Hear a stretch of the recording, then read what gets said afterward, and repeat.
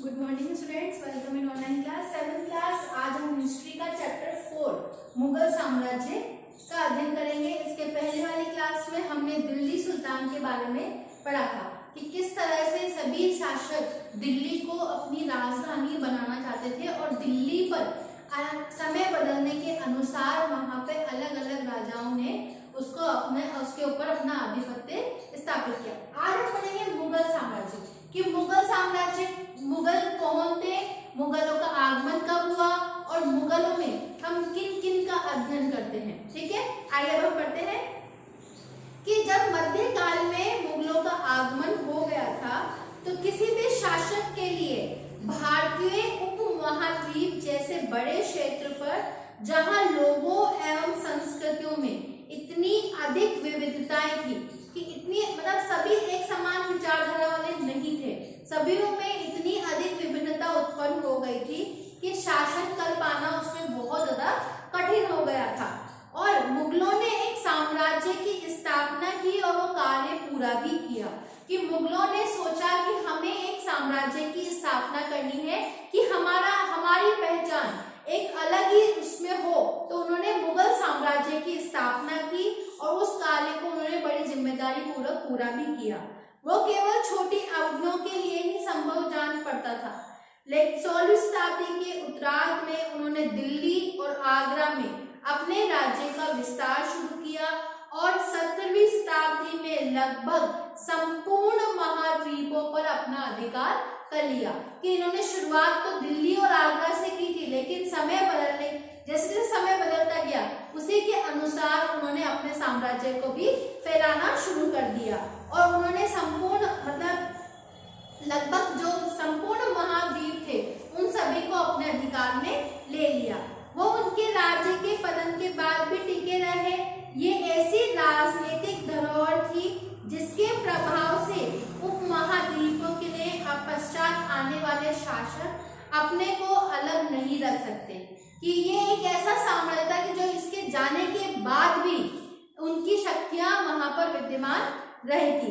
आज भारत के प्रधानमंत्री स्वतंत्रता दिवस पर मुगलों के शासक के निवास स्थान दिल्ली के लाल किले की प्राचीर से राष्ट्र को संबोधित करते हैं। जो लाल किला था वो दिल्ली में है और वो मुगलों के द्वारा स्थापित किया गया था। जो आज भी वर्तमान में हमारे देश के प्रधानमंत्री वहां से ही सब जनता को संबोधित करते हैं। ठीक है, अब आता है अगला टॉपिक कि मुगल कौन थे, एक्चुअल में है कौन थे जिन्होंने हमारे भारत को या हमारी सभ्यता में आकर यहाँ में बदलाव किए।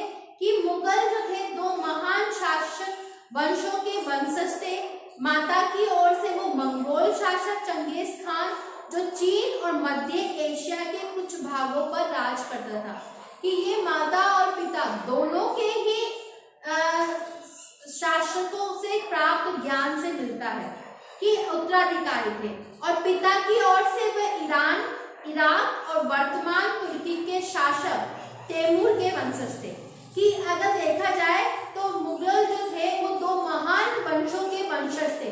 माता की तरफ से तो वो मंगोल शासक चंगेज खान के वंशज थे और पिता की तरफ से वो ईरान, इराक और वर्तमान तुर्की के शासक तैमूर के वंशज थे। अगर आपसे पूछ जाए कि मुगलों का किस वंश से, दो वंश से, माता की ओर से तो वो चंगेज खान के वंशज थे और पिता की ओर से वो तैमूर खान के वंशज थे। परंतु मुगल अपने को मुगल या मंगोल कहलवाना पसंद नहीं करते थे। ऐसा इसलिए था क्योंकि चंगेज खान से जुड़ी जो भी स्मृतियां सैकड़ों व्यक्तियों के नरसंहार से संबंधित थी। क्योंकि चंगेज खान था वो बहुत क्रूर शासक था, तो उनके नरसंहार से संबंधित थी और ये स्मृतियां मुगलों के प्रतियोगिता उज़्बेकों से संबंधित थी। दूसरी तरफ मुगल तैमूर के वंशज होने पर गर्व का अनुभव करते थे ज्यादा, इसीलिए उन्होंने इस महान पूर्वज ने 1398 में दिल्ली पर अपना कब्जा कर लिया था।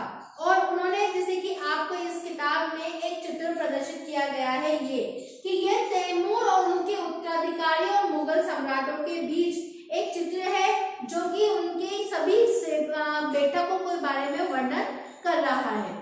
फिर उन्होंने अपनी वंश बनवाकर, चित्रकारों से चित्र बनवाकर उनको सुरक्षित रखवाया ताकि आने वाली पीढ़ी उसके बारे में जानकारी ले सके। प्रत्येक मुगल शासक ने तैमूर के साथ में अपना चित्र बनवाया, जो तैमूर और मुगलों की समूह में तस्वीर प्रस्तुत करता है कि प्रत्येक शासक था उन्होंने मुगलों के साथ में अपने चित्र को बनाया, क्योंकि मुगल उस समय बहुत शक्तिशाली राज्य या साम्राज्य के रूप में उभर कर सबके सामने आया था। अब है अगला टॉपिक कि मुगल सैन्य अभियान कौन कौन से थे। कि प्रथम मुगल जो शासक थे वो थे बाबर। बाबर ने जब 1494 में फरगाना राज्य का अधिकार प्राप्त किया तो उसकी उम्र केवल 12 वर्ष की थी। कि जब वो 12 वर्ष के थे तो उन्होंने फरगाना के राज्य का अधिकार ले लिया था और मंगोलों की दूसरी शाखा उस बेगों के आक्रमण के कारण उसे अपनी पैतृक गद्दी को छोड़ना पड़ा था।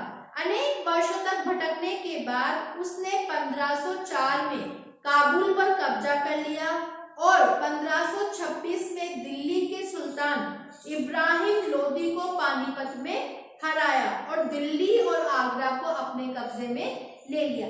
कि जब उस बेगों के आक्रमण पे जब वो हार गए थे या तो उनको बहुत टाइम तक भटकना पड़ा था बाबर को। उसके बाद भटकने के बाद 1504 में उन्होंने काबुल पर अधिकार किया, काबुल पर कब्जा किया और जब उस समय वहां दिल्ली के जो सुल्तान थे इब्राहिम लोदी, उनको उन्होंने पानीपत के युद्ध में हराया और दिल्ली और आगरा को अपने कब्जे में ले लिया। सैन्य अभियान, इसमें उदाहरण के लिए आपको दिखाए गए हैं कि किस तरह से यहाँ पे युद्धों के चित्र प्रदर्शित किए गए हैं और किस तरह से उन्होंने अपने अपने साम्राज्य को फैलाने का प्रयास भी किया है। अब आपको मैं बताती हूँ कि सबसे पहले मुगल शासक कौन थे। जैसे कि फर्स्ट शासक थे मुगल बाबर। उन्होंने बाबर का समय काल था 1526 से 1530 तक और इन्होंने पानीपत के युद्ध में इब्राहिम लोदी और उनके समर्थकों को हराया था। फिर उन्होंने 1527 में खानवा और राणा सांगा और राजपूतों के समर्थकों को भी हराया। बाद में उन्होंने चंदेरी में राजपूतों को हराया और अपनी मृत्यु से पहले दिल्ली और आगरा को मुगल नियंत्रण स्थापित किया। कि जब इनकी मृत्यु हुई थी उससे पहले ही इन्होंने दिल्ली को मुगल साम्राज्य पर स्थापित कर दिया था। फिर इनका बेटा आया हुमायूं। हुमायूं ने अपने पिता वसीयत के अनुसार जायदाद का बंटवारा किया और प्रत्येक भाई को एक एक प्रांत दे दिया।